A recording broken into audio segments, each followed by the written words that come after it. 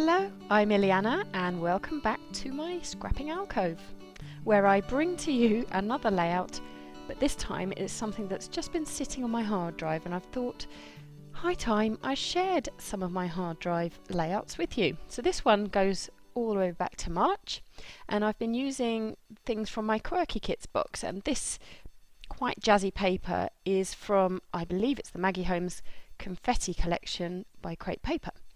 There we go.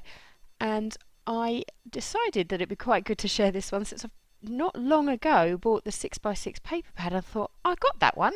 Oh, I used that one. And so anyway, here we are. I'm sharing with you. And I have just received some gelatos from my wonderful mother, who heard me talking about them and asking for some advice as to whether she'd used them. She's my kind of my artsy and mixed media guru, really. So she really kindly bought me some, and I thought I'd have a play.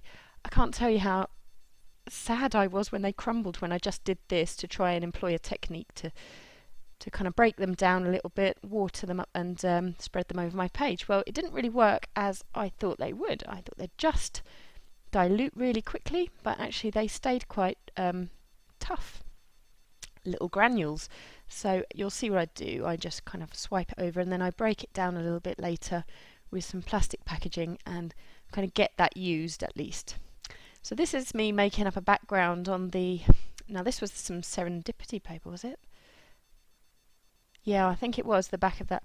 I forget, but anyway, it's a lovely little faint kind of hatched lines, and this is going to be the background to a layout about my two boys at a party. It was Nicole's Wild West party, and there were some really fun photo props, including a cardboard cutout that said wanted reward. So the idea being you put in your face through that, get your mugshot taken, and there were also some moustaches and lips on these kind of popsicle sticks that you could, use as fun props.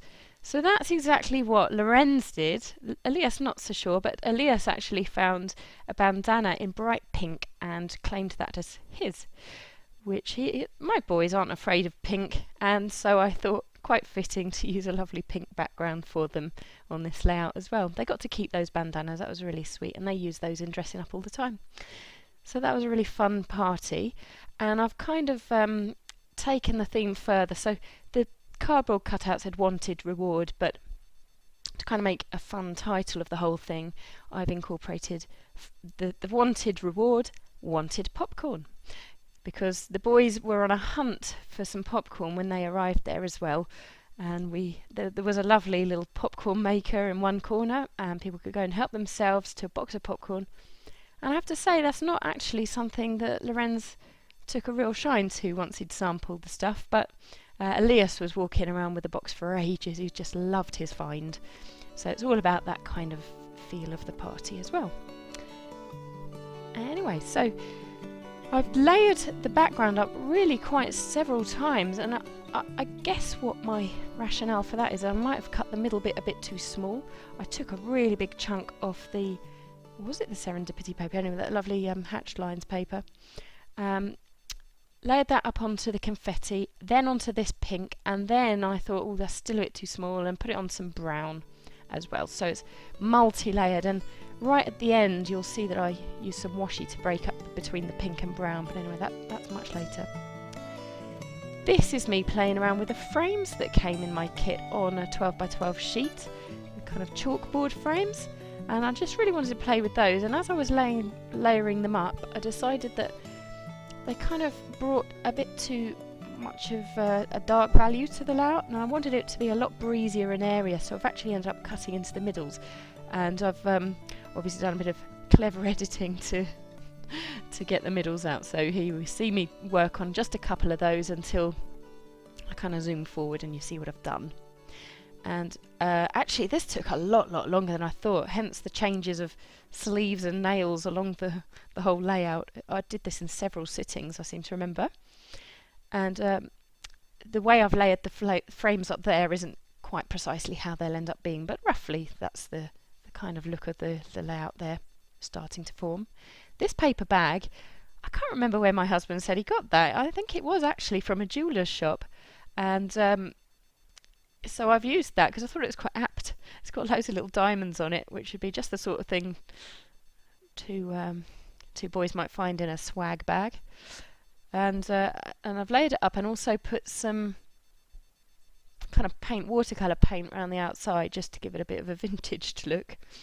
I got loads of these Project Life, I suppose you call them, cards in the kit. Some of them gold foil, which I love, and some of them quite brown and dreary looking, which I wasn't so hot on, but I've used them to best effect and popped some of those in the frames, behind the frames, as you'll see me do later. And I think this is just a bit of gold packaging that I've used to outline the wanted picture as a kind of photo mat to make it stand out against everything else. So I really like the way that works. And it's a bit confusing because I'm going to be layering that up onto all of those Project Life cards while I draw on the outside. But actually you can see there is a bit of cellophane just protecting that. It's all down to my workspace being rather cramped and me not quite moving things out of the way to make space, but it's all fine. Oh, what I would do for one of those palettes I see Amy Tan and other people on YouTube using, I think these kind of artist's loft or something like that, with loads and loads of, I think, inexpensive watercolours. Anyway, mine has, I think, something along the lines of 24, which I guess is just enough. I'm being greedy. It gets the colours I want. And just working out which other background I could use to layer up the picture of the two of them there. I don't know which collection these Project Life cards came from. I didn't get the whole lot, I know that for sure. I've seen them online since, and but we did get a nice little handful to play with. Actually, I'm glad no more than what we did get. Little hand. I've slowed this right down so you can see Elias. He was just desperate for a bit of my washi tape, so of course I obliged him. I'm sure that if I opened up the mic you'd hear me saying, kind of Jennifer Saunders style, "Yes, sweetie, what are you doing with my things, sweetie? What do you want? Yes, of course you can have some washi tape, anything you like, darling. Where's Daddy?" Anyway, you know, anything for a quiet hour, just while I do a little bit of scrapping. Not that I'm trying to bat him away. I am very glad that he has a keen interest in washi, as does his brother. They're always making little projects with it. Lovely. So I don't know why. I've shown you the one with lines there. I suppose it looked a bit blank further away from the camera, but I haven't used it for journaling. I suppose I could have done if I'd really had the desire to. And as you can see, just working in some of the layers now. Every single frame has got some backing, even if it's just vellum, because I quite liked the muted kind of look of what was, looking through it. But anyway. And for some reason I've cut that but not used the other half. I'm sure I will get use of the other one in another layout. I don't think I did come to use it here though. Oh no, I did actually. I popped it up on the edge, right on the left hand side. Phew.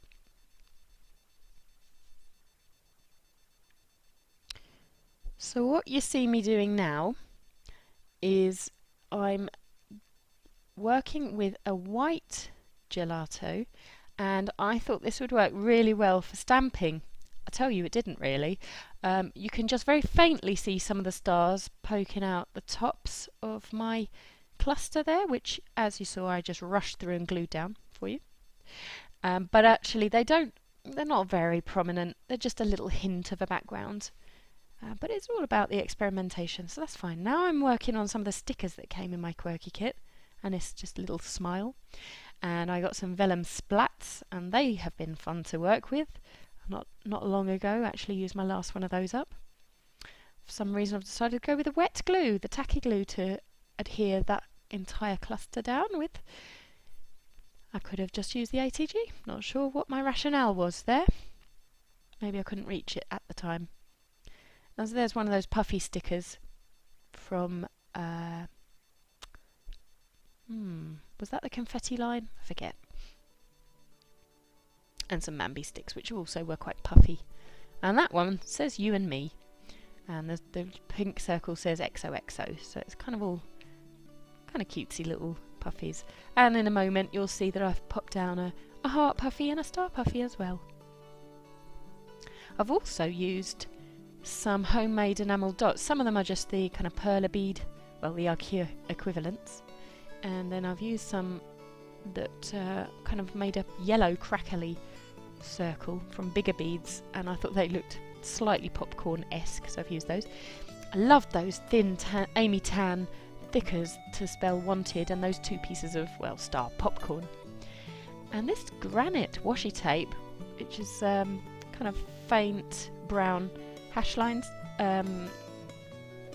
came from Sweden, so that would have been our March trip to Sweden, my husband and I, which I've used around the edge as I said I would. And then finally a little bit of journaling which says, "You were the 2 most adorable cowboys at Nicole's Wild West party, and for all the sweets and treats you had your eyes on the popcorn."